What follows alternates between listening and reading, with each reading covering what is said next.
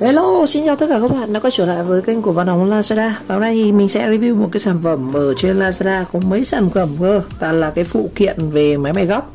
Và trước thì mình có mua thử một cái máy E-Top giá 300k ở trên Lazada. Và này thì mua tiếp một cái máy may góc nữa, nhưng mà nó là cái máy may góc pin, đó, chạy bằng pin. Chúng ta xem thử cái sản phẩm này xem nó như thế nào.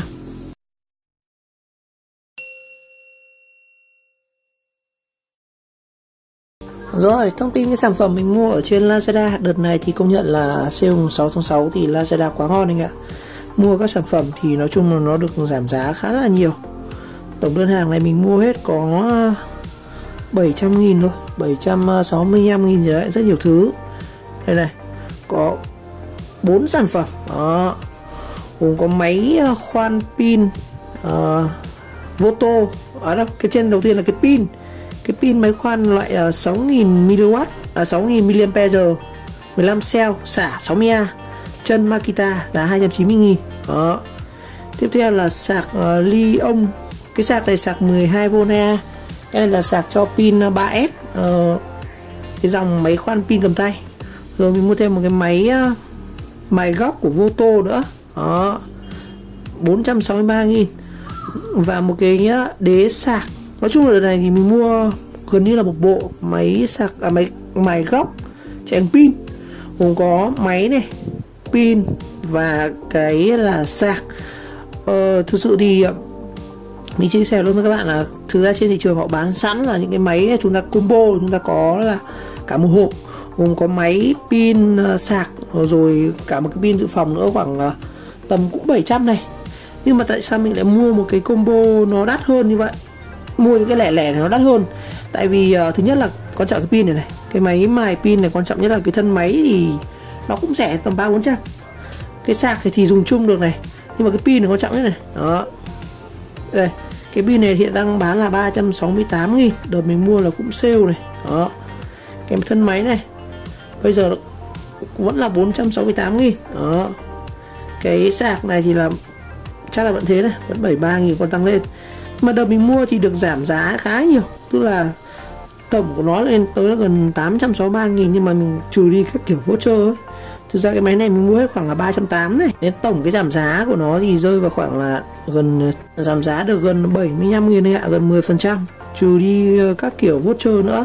Cái này mình mua hơi cao tại vì tiền ship rất đắt anh ạ. Thực ra nếu anh em mua trong cùng thành phố thì nó free ship khoảng 40.000. Giờ cái đơn này mình mua ở tận trong Đà Nẵng, cái shop từ Đà Nẵng nên giá nó rất là chát. Đây, mua từ ông phụ quyện Hình Bảo này. Đó. Mình mua từ cái shop này nhá. Đó, thấy bảo cũng nhiều anh em mà là tốt, mình mua thử. Đó, dùng xem như nào. Rồi, chúng ta xem một chút cái thông số này trước khi mình mở hộp này. Đây, đầu tiên là cái pin Makita 6AH này, 21V nhá. Pin này thì nó là chân kiểu Makita này, bên trong này. Đó, cell màu tím, mình thấy feedback nhiều nên mình mua anh ạ. Thấy cứ mỗi shop này feedback tốt này. Đây, có cả mã vạch các kiểu đây. 368.000, feedback khá là nhiều. Rất nhiều người mua, dùng một tháng cũng ok. Đó. Tiếp theo là cái sạc này. Cái sạc này thì mình đang dùng cái sạc Auto nhưng mà nó bị hỏng hết rồi, nên mình mua thêm cái sạc này để sửa cái sạc kia. Đó. 40.000 cái sạc như vậy đây. 12V 2A, rất là chát. Rồi, còn cái máy may góc này. Đây, máy may góc đây.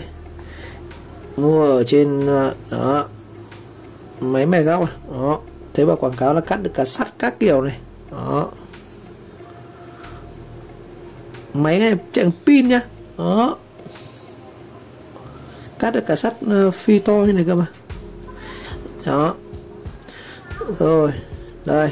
Máy đây, họ bán cả combo, có cả máy cả pin cả hộp, nhưng mình chỉ mua mỗi thân máy không. Đó. Mua mỗi thân máy không. Đây. Không biết thân máy không là có cho mình cái chụp này với cả cái tay cầm này không. Đây, họ bán combo này khoảng 1 triệu nhá. Gồm có máy này, một cục sạc, 2 cục pin này, tay cầm, hộp là 1 triệu. Đó. Nhưng mà mình đây mình mua cái máy rẻ hơn. Còn đây là cái đế sạc này.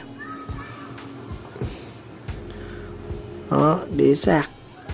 đế sạc chân Makita luôn. Rồi, đó là trên app. Còn bây giờ thì chúng ta sẽ mở hộp xem thử xem nó như thế nào, có khác biệt so với trên app không nhá. Rồi, đầu tiên là một cái hộp rất nặng nhỉ. Hộp này phải cũng mấy cân, nhưng cầm rất là nặng luôn. Mình cầm một tay thấy mỏi luôn.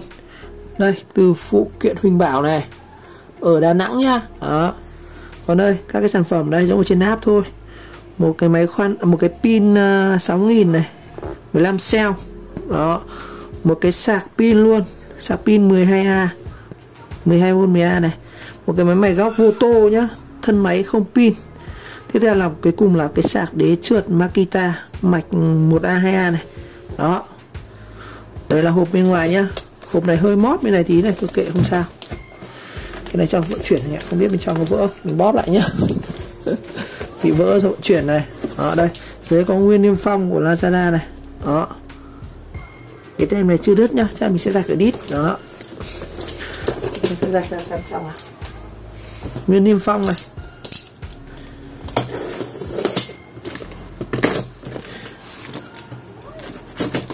Một cái máy mày không. Nói chung là model này cũng rẻ, trừ được trước vào giá anh em.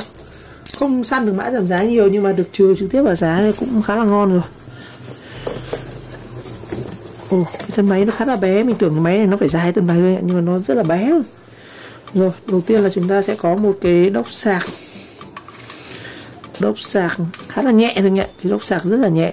Đây, 21V 2A này. Đốc sạc nhẹ nhưng mà shop chả dán tem gì ạ. Không đi dán tem gì. Rồi, cái đốc sạc rất là nhẹ luôn. Rồi, quả pin. Quả pin đây. Còn rách mất cả tem rồi ạ. Còn rách mất rồi.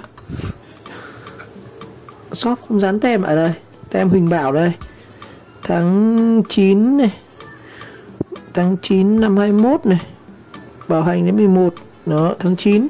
Đây là bảo hành đến 11 tháng 9 nhá. Bảo hành 3 tháng này. Nhìn nó cũng hơi xước xước nhỉ. Nhưng mà đây, tem Makita này. Cái hộp này là các ông có thể mua ở ngoài được. Đây, con này thì nó sạc được cả hai kiểu nhá. Mình sạc ở trên này hoặc là cắm sạc chân lỗ này. Đó, trên này nó có lỗ để cắm đây. Đó, hai kiểu sạc. Con pin này gần 300.000 đây anh ạ. Ôi chát vậy. Cầm cũng không đến nỗi nhẹ lắm anh ạ, vừa tay thôi, vừa tay. Đó. Cái này chính là nặng nhất.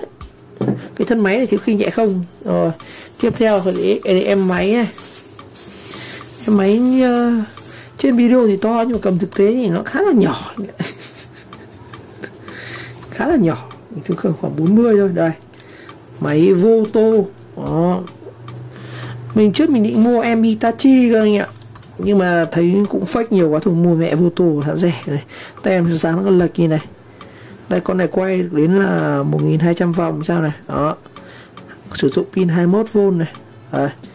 Có cả công tắc ở đây. Con này có công tắc thứ hai, nó có một công tắc này để chỉnh mức độ này, power up, chậm này, vừa này và nhanh này. Còn đây là cái đèn báo pin này. Đó. Vô tô. Đầu trên của nó đây, chúng ta sẽ có một cái công tắc để tháo mở này. Mặt đây là cái mặt đồng tiền này. Trước mình bị vỡ mất cái mặt đồng tiền này anh ạ. Hôm nay mình sẽ làm review cái mặt đồng tiền đấy, mới mua thêm. Bị vỡ anh ạ. Được rồi, nói chung máy chất lượng đẹp. Các cái đường gân nó nhìn khá là sáng, ốc viết ngon lành. Đó. Ngon hơn cái con trước mình mua là cái con Etop, ốc vít tháo bung bét hết cả rồi.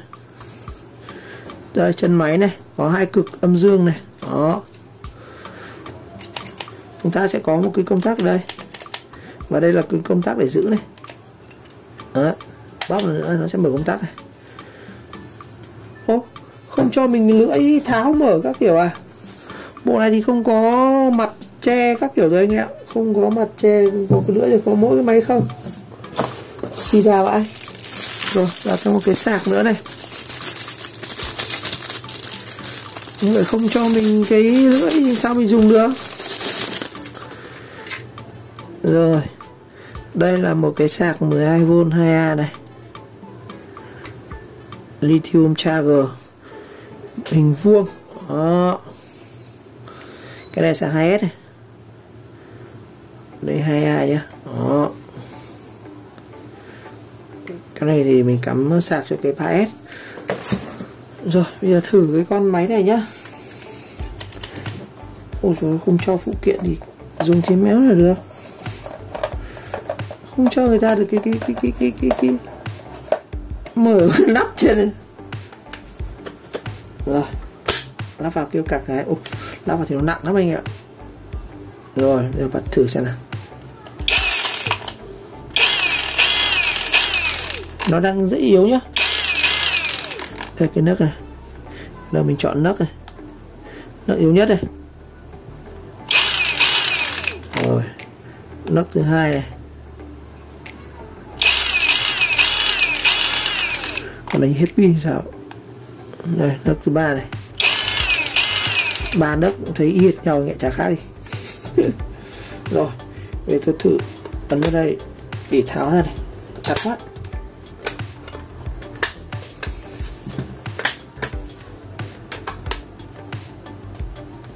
Chặt đi, khó tháo quá.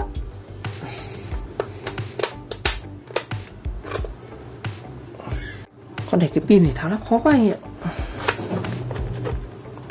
Tháo pin phải ấn vào đây xong rồi bóc rất mạnh nó mới ra ấy. Chặt quá.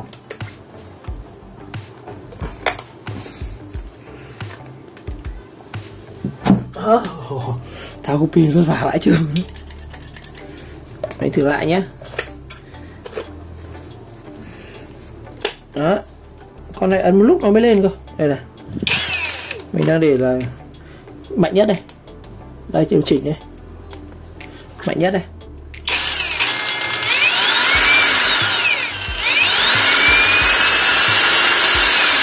Đấy, một lúc nó mới khỏe lên nhá. Cái dòng này của nó thế anh ạ. Đó, khỏe phết. Còn lớp thứ hai này, một lúc nó mới khỏe lên được cơ.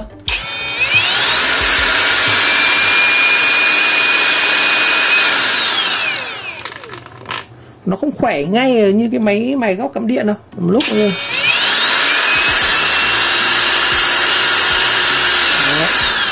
Xả tới 62, khỏe đấy. Nhựa tên là nó khá khỏe. Tụi kẻ tháo khó quá. Chắc để ấn vào đây, ấn xuống à. Phải tìm đây mới ra được không ạ. Rồi, tiếp theo tôi sẽ thử cái sạc này nhé. Đây, sạc cái này. Cắm điện thử sạc. Rồi, mình sẽ cắm điện để thử nhá. Đấy, đây đèn xanh to từ 4 luôn. Mình phải rút này ra. Cái này khi nào đầy nó sẽ báo lắp vào cái gì vậy?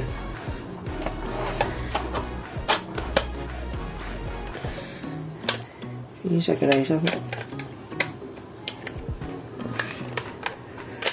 Đây, nó vào đúng rồi. Quả pin vãi đạn thật to. Đây, nó bật đèn đỏ đây anh em. Cái pin này nó sạc cũng chắc là cũng rất là lâu đấy, phải sạc mấy tiếng đồng hồ. Nói chung sạc được nhé. Nó báo đèn đỏ này là đang charging này. Khi nào đầy thì nó hiện sang đèn xanh. Đó. Đây, 100% thì báo đèn xanh, còn đỏ thì nó sẽ báo đang sạc. Con này tháo ra thì cũng như giống con kia thôi. Chắc vậy, mình không quen với tháo cái này. Bây giờ nó làm. Đấy, rồi. Còn em sạc này thì đây, thông số đây 12,62A này. Mình cũng thử nhá. Rồi, cái sạc này nó là sạc cho cái khoan này anh em này. Rồi, mình sẽ là sạc cho cái khoan auto này. Mình có cái sạc của thằng này nhưng nó hỏng, cắm nó không cứ báo đèn đỏ. Cái đấy mình đang sửa. Đây, cái sạc này mình mua là sạc cho cái thằng này. Đây, mình sạc cái khoan tay này nhá. Đây, mình có một viên nữa đang bung, đang sửa anh ạ. Lần trước là mình nghi chết cái mạch này, mình mua rất nhiều, nhưng sau phát hiện là chết cái sạc. Đây, cắm thử sạc luôn. Đây, xem sạc thế nào. Cái sạc này thực ra nó nhẹ lắm anh ạ, cầm lỏng lát đồng nào chả có thứ. Mình xanh luôn này. Bình thường sạc nó phải lên đèn xanh. Rồi mình sẽ cắm cho cái viên này.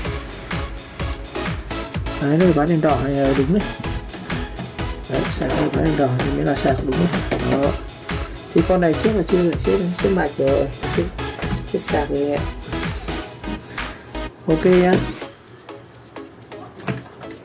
Rồi, cái viên này được anh ạ. Được. Chung hàng của shop này ok đấy, mình test thử sơ qua thì cái khoan khá là chất lượng khoan, mình cảm nhận thấy thì cái chất lượng của nó rất là tốt. Con này khoan cầm rất là đầm tay luôn, rất khỏe. Hầu như con này đây, cái diềm của nó hơi nhìn nó cũng hơi dại tí đấy. Đó, cái đường diềm này, chất lượng gia công của nó đây hơi lồi lõm đây, chê cũng đầy như điểm chê nhỉ. Đó, không có phụ kiện, không có cái mở đá này, không có cái nắp chụp, cũng không có tay, hầu như chả có một phụ kiện gì, đúng một thân máy không nhỉ. Mà 400 nghìn đắt vậy. Đó, không sao, cái này mình sẽ lấy phụ kiện từ con E-top sang, không quan trọng lắm. Rồi, quan trọng cái này chúng ta chỉ cần lắp đá mài là chúng ta cắt được thôi, chẳng có gì cả. Rồi thử lại cho các ông một lần nữa nhé. Cái này chắc mình phải bôi thêm ít dầu đây nhỉ, tháo khó quá. Đó, lắp vào thì dễ, tháo khó. Để tốc độ cao nhất nhá, chơi hết đất này.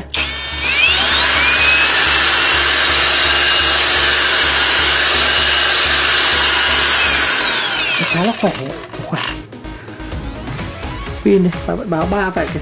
Ui càng đẹp. Rồi, ok, chắc là bây giờ mình sẽ đi sạc thôi. Ở tập video sắp tới thì mình sẽ làm video test thử, chúng ta cắt thử con này xem như nào. Và cắt mài sắt, hộp gỗ, inox, nhôm các kiểu. Ok. Rồi, như vậy tổng kết lại với đơn hàng 765.000, chúng ta đã có một em thân máy Voto rất là ngon. Nhận một khoảng cái máy cắt này mình khá ngon. Pin này thì cũng được, cầm cũng nặng tay nhỉ, không nên nó nhẹ quá. Con nam mình sẽ làm bung thử bên trong nhé, tại vì shop con nam dán tem bảo hành như này, không biết bung được không.